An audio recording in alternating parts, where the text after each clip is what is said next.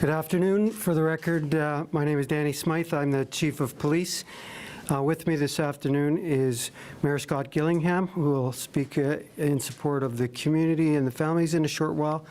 I know the Chair of the Police Board, Marcus Chambers, is here with us, as well as Inspector Pike, who will provide a little more detail afterwards as well. And finally, our family support advocate, Angie Tuesday, is with us as well.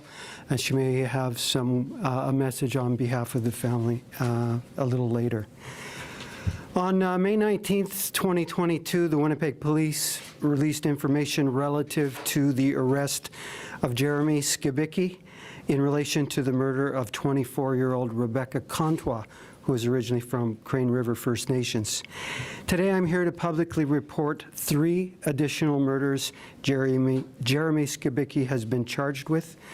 Over the last 6 months, our homicide unit, along with other specialized units that included missing persons, identification, and forensics, they've all worked diligently investigating Skibicki's activity.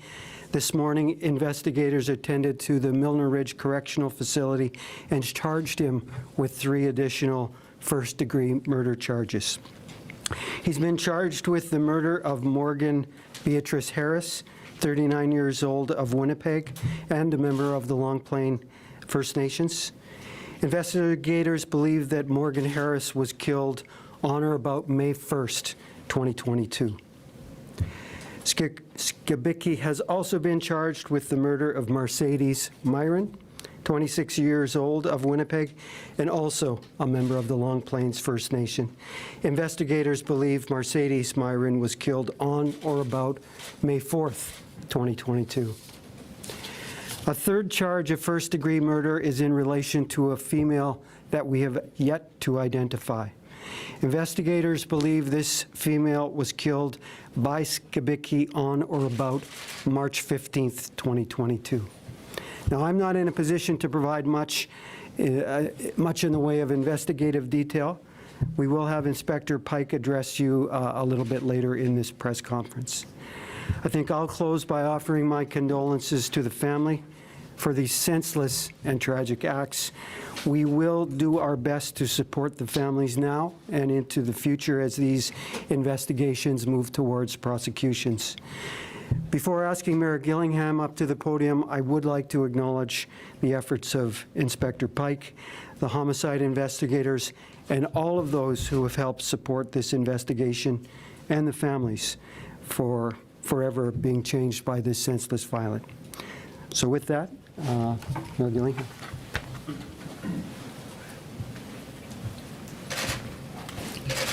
Thank you, Chief Smyth, Inspector Pike, Angie, Councillor Marcus Chambers, Chair of the Police Board. On behalf of the citizens of Winnipeg, I want to express my sincere sorrow to the families of these young women. And actually, condolences are not strong enough. Anger and sorrow, that mix is what I'm feeling right now. And I think that many in our city are going to be feeling the same today at this news. These women were members of our community. They're someone's daughter, someone's sister, someone's mother, someone's friend. And as a city, we must all grieve their loss and recognize that we have much more work to do. More work to do to protect the lives of Indigenous women and girls, including Two-Spirited and LGBTQ people. We have more to do to address safety across this community. Right now, there are far too many people experiencing homelessness, addiction, and poverty, and that puts them into vulnerable positions. And there's too much violent crime. There's far too many homicides. This marks 50 homicides, a record, and that's unacceptable. I know for the chief and for the service, I know it's unacceptable to them. They've expressed as much. As mayor, as a citizen, I cannot accept that, and as a city, we must not accept that. We need to do more. I want to acknowledge today groups like Mama Wichita and Kani Kanichak and so many other organizations who are on the front lines day and night, doing important work to keep our community safe, and specifically to work with and to assist Indigenous women and girls. I want to thank them for their work. Different levels of government, including the City of Winnipeg, recently committed to an expansion of Valma's House, which provides safe space for Indigenous women who are fleeing intimate partner violence, who are vulnerable. And this is an incredible, important resource, but we need to do more. I recently met with newly elected Grand Chief Kathy Merrick, and I committed to building a stronger working partnership and an open relationship with the Assembly of Manitoba Chiefs, all of their communities, and the entire Indigenous community of our city. And later today, and in the days ahead, I'll be speaking with Indigenous leaders from across our province to offer my condolences on behalf of the people of Winnipeg, and to talk about ways that we can work together to make changes to prevent tragedies like this from reoccurring.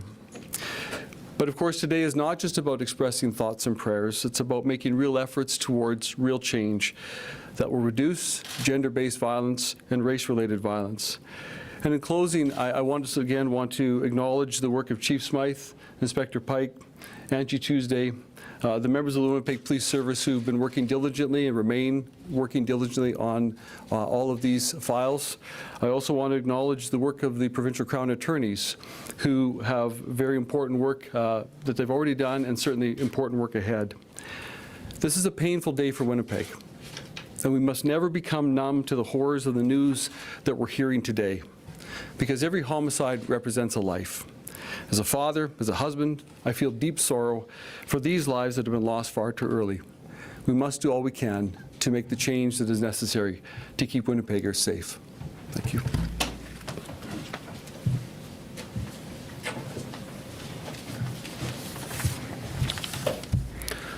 Good afternoon, everyone.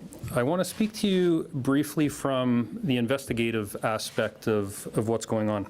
The first thing I'll say is please appreciate this is an ongoing, very sensitive matter, and I won't be able to provide any details regarding specific aspects of the investigation at that time. This being said, I think it's important for everyone in the room to understand, to be clear, that this investigation is not over. Our officers will continue to search for information with the goal of identifying this fourth unknown victim. It's important for every single person in this room and beyond to appreciate somewhere out there, there's a family and a community that are missing a loved one and truly deserve to know what happened. Today, we're asking for your help. We're calling on everyone, including the media, to help us identify this female. It doesn't matter how trivial you may think your information may be, give us a chance. Give us a chance to follow it up, because the last thing that we want is for this fourth victim to remain a Jane Doe. It's not acceptable. We believe she is an Indigenous female, likely in her mid-20s, with an average build. Behind me, you're going to see pictures of these jackets, and just for clarity, this is actually the same jacket. We believe that this this female wore this type of jacket in these colors. This jacket is reversible, so you'll see black on the one side, striped on the other. It's a matter of turning the jacket inside out. On the striped side, there's writing across the bottom, and it says baby fat on it. It's BABYPHAT. There's a crest on the right or on the left front of the striped jacket. And when it's inverted with the black, there's a symbol on the back that appears to resemble a cat. And on the top left shoulder area, it says baby fat, same spelling. If these details or this clothing is familiar to you, we are asking any member of the public, again, as I say, media, anybody, if you have any information that you think may assist investigators with this, please reach out to us. Please reach out to our homicide unit at 204-986-6508 or at Winnipeg Crime Stoppers, and that's 204-786-TIPS-8477. And again, on behalf of all investigators and everyone at the police service, our condolences, our sincerest condolences, as the chief said, goes out to the families and communities affected. Thank you. Okay, we'll open it up to questions. Maybe we'll let Angie just bring some messages on behalf of the family.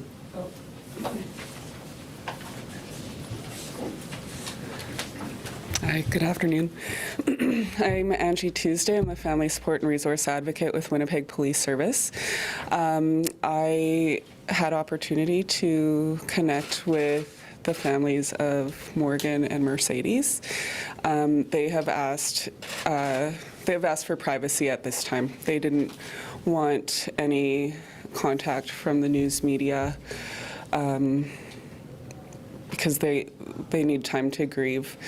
What I will say is this, community supports have mobilized to ensure that there are supports available to both families, and that's something that we will continue to do going forward, as this is a tremendously difficult time for both these families that we're discussing today, as well as all of the families of missing and murdered Indigenous women and girls and Two-Spirit and gender diverse people in Manitoba. So for those watching who may be impacted, I just want to extend my condolences again to the families of these women, of Mercedes, of Rebecca, of Morgan, and of this unidentified female.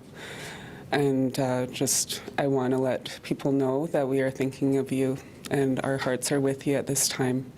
There are supports available to you and to, again, other family members of missing and murdered Indigenous women and girls and Two-Spirit people who will understandably be having difficulty, might be having difficulty managing and coping with this tragic news.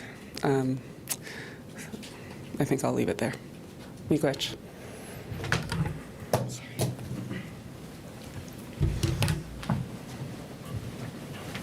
So I know we had 4 different speakers here, so if you do have a specific question for someone, just let me know who you want to talk to. Chief, we'll start with you. Can you tell us how you cracked the case? Were these women missing? Did you find something in this suspect's house? Can you just give us a little bit more insight? I'm not going to be able to give you a lot. To be fair, the investigation was handled by homicide, and any speaking on the investigation, I'll leave for Inspector Pike if you want. Chief Smyth, what's the general message to the public about the complexities of these investigations and the fact that these charges have now been laid? Tell us about what goes into this type of work. Well, as you can see, the original arrest of Mr. Skibicki was in May, so there was a lot of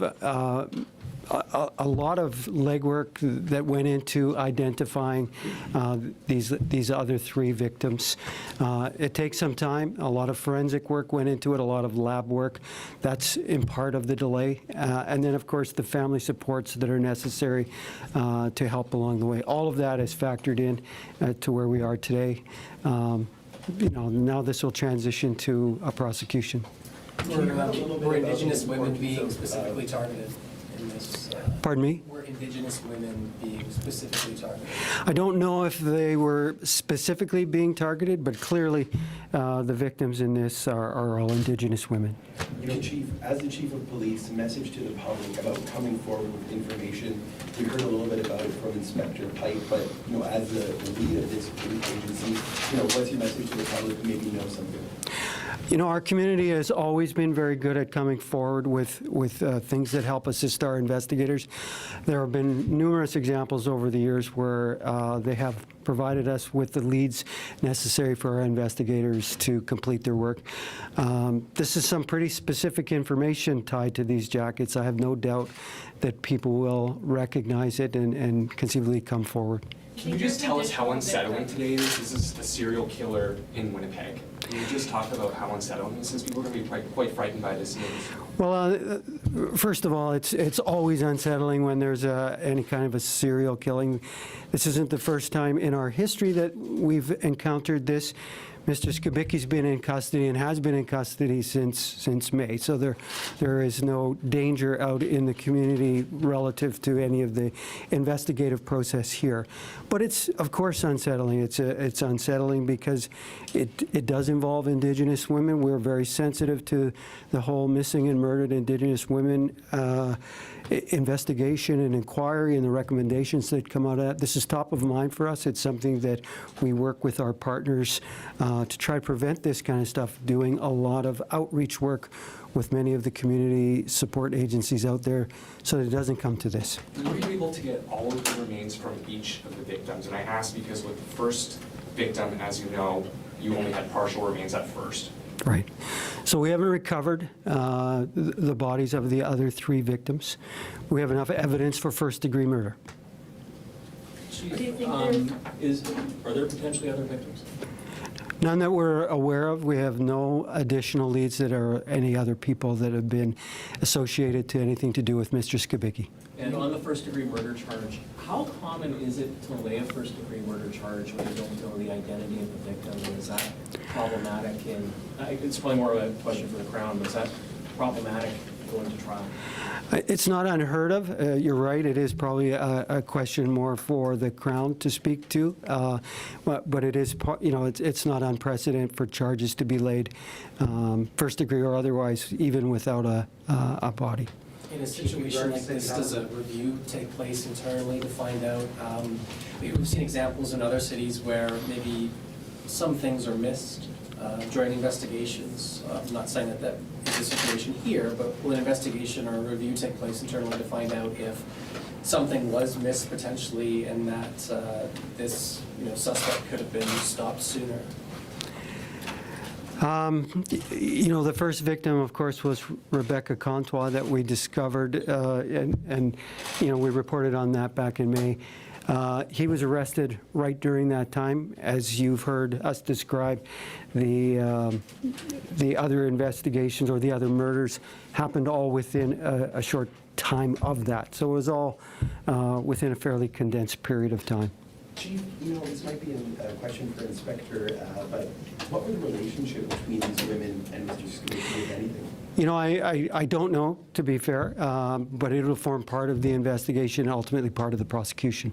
Do the police believe that, we've got different dates here, but do the police believe that the victims were all killed in the same place, same location? Again, that'll form part of the investigation as to what led up to first-degree murder charges being filed. But the victims and their murders all happened within weeks of each other. And you say the bodies have not been recovered. And is there another? Does this tie in with the landfill again, or is it something totally different? I'm sorry? Does this tie in with another search of the landfill, or is this something different? No, I don't foresee an additional search of the landfill. But you already used the word, though. It's the definition of a serial killer. Yeah, I guess that's a fair comment. There are 4 very specific murders as part of this investigation. I might have missed this, but the victim he was originally arrested for, where does that fall in what order? Do you recall? Yeah, go ahead. I'll let Inspector Pike answer that.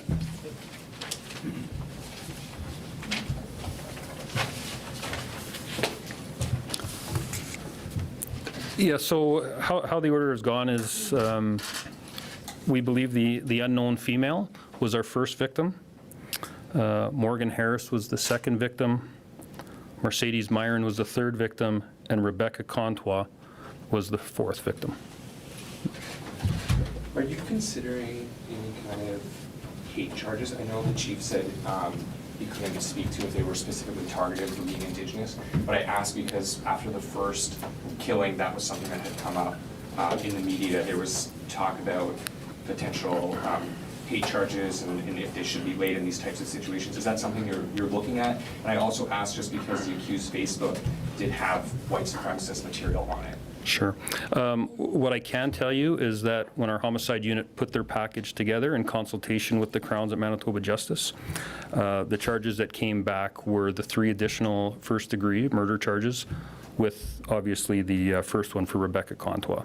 So right now, those are the charges that are outstanding. Were you using bodies are recovered? Is there a possibility of indecency to human charges, things like that? Well, again, that's speculation, right? We don't, as the chief said, we haven't recovered remains at this point, so I wouldn't want to speculate on something like that. Where are you on that? Are you searching anywhere in particular?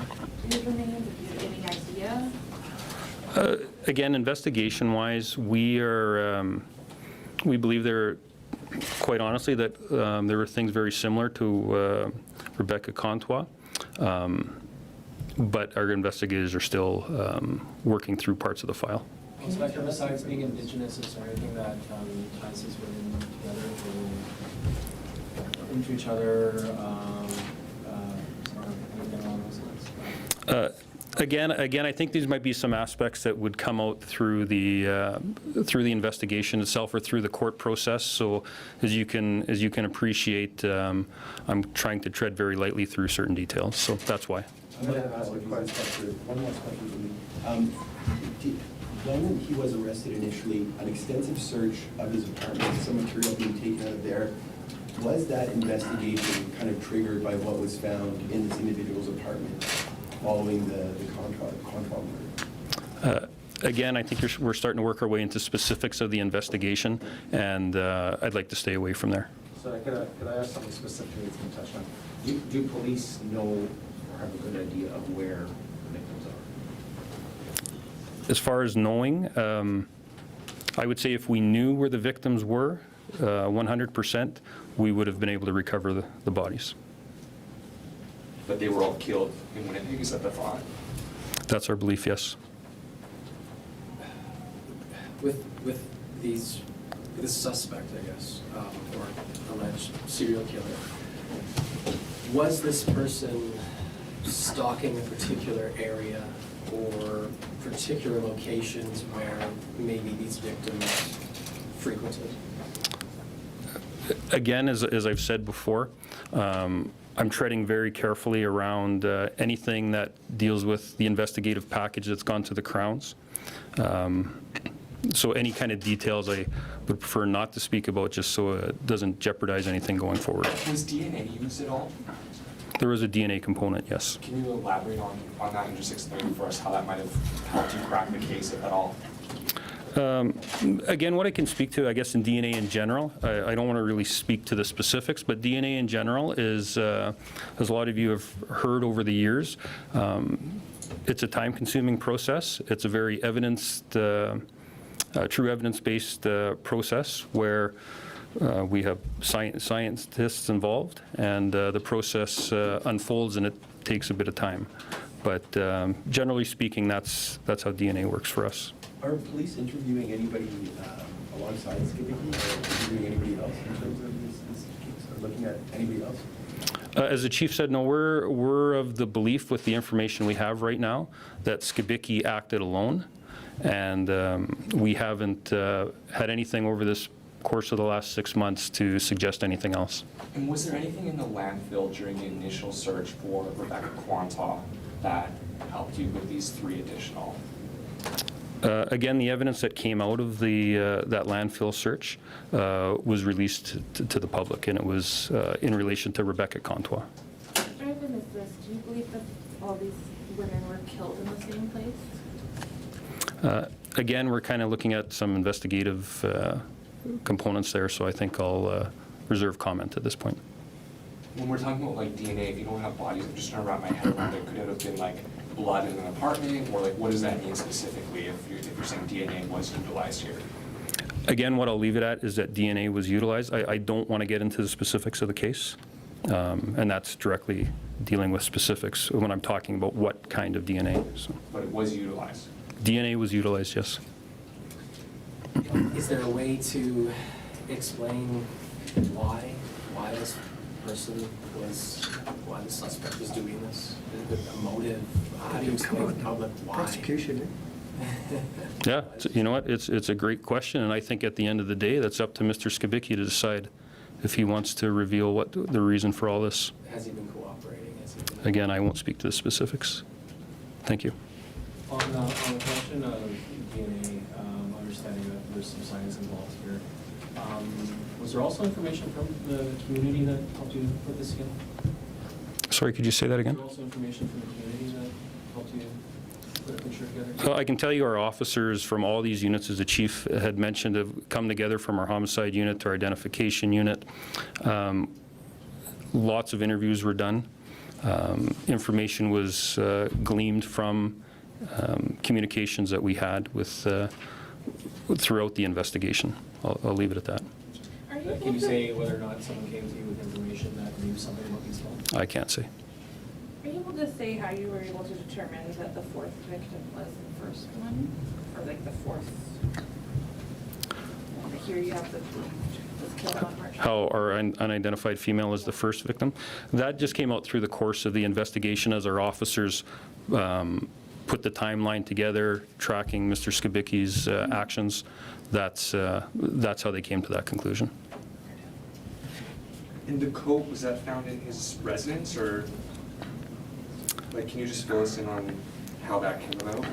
Again, I think when it comes to that jacket, and I'm glad you're asking about it because it is an important part of today, is that the big takeaway is to get this information out to the public about that jacket and give us a chance to help identify this victim. As to where it came from or our information on it, I'm not going to speak about that, but again, I'll speak about the importance of this, how this can help a family and a community if we can all get together to solve this. So, and maybe just talk a little bit specifically about the jacket itself. You know, what kind of information are you looking for? Like, is this if a person was seen in a certain area wearing this jacket? If someone sold someone this jacket? If a merchant was selling these jackets? You know, what should the public kind of be honing in on when it comes to this actual piece of clothing? I'll tell you, great question. We'll take any information in regards to it. Ultimately, in a perfect world, we have someone come and tell us that they knew exactly who was wearing a jacket like this. That's ultimately what we're hoping for. One last one for me, and I don't mean any disrespect to this, but if you don't have a body, how can you be certain someone's in it? Well, again, it's part of an extensive investigation. What I can tell you is that a package went to the Crown attorneys. They reviewed it, and based on all the evidence that they had a chance to review, they authorized the first-degree murder charge, which, as you know, is a very serious charge. And Chief Smyth, my apologies, you spoke to this a little bit, but Inspector, your message to the public about the last time there was this type of investigation, you know, in terms of specifics, when was the last time you recall this many people involved, this many victims, and frankly, one potential suspect? Are you asking me about the last time that Sean Lamb was his name? Sean Lamb. Oh, I'm sorry, yeah, Stamas, but Sean Lamb was one that stood out for me. Take a couple more. Chief Smyth touched on it, but your message really to the public is that women shouldn't be scared. You're confident there's no other victims, because I think, you know, there's a lot of missing Indigenous women still in Manitoba, and their families are going to be watching this and wondering maybe it's just a good time to share a sentiment. Well, what I can tell you in the specifics of this, as was touched on already, Jeremy Skibicki was arrested as soon as we were aware of what was going on. He has been housed in a correctional facility since that time, and he has not, to my knowledge, been released at any given moment. So public safety is always a concern with us when we come across something like this. And we know that he was not in the public since we've been made aware of him. But you don't think there'll be any more victims than the ones listed here? We have no information to suggest there'll be anyone else. Can you talk about, like, how can something like this happen? How did it get to this point? Again, I'm definitely not going to make excuses for Mr. Skibicki, I'll tell you that. I think those are questions for him.